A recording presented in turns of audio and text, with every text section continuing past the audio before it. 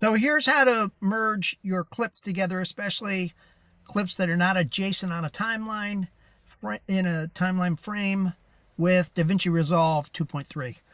And just let me quickly remind you, I'm not a professional editor. I own a digital ads agency. I run video ads on YouTube for my clients. And in the process, I wind up doing a lot of editing, simple editing.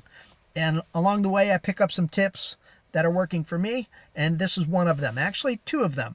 So if you look at my screen, you'll see a video that I just created on my YouTube channel. It's got a bunch of clips, like 20 of them. And what I found is I get more and more clips out of it when I cut out the spaces in between and things like that.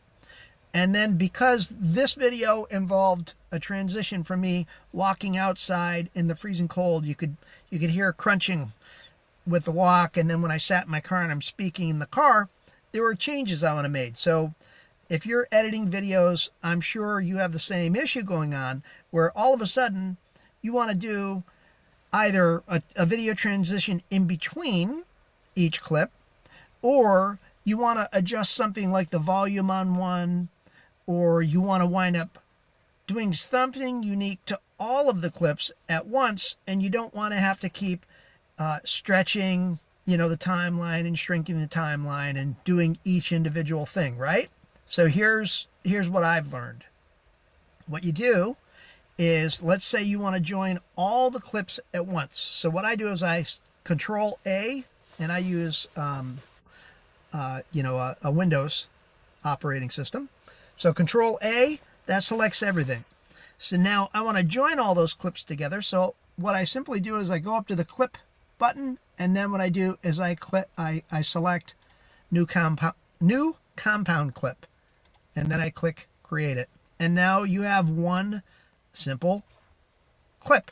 So now if, say for instance, I wanted to speed this clip up because I was talking too slow, I don't have to go in and do it to each individual clip anymore.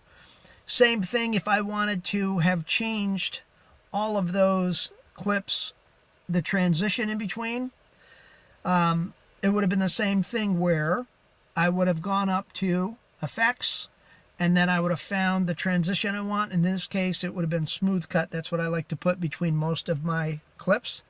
Then you click on right click, and then you go to set a standard transition or add selected edit points to clips. And then when you do that, then you select do it.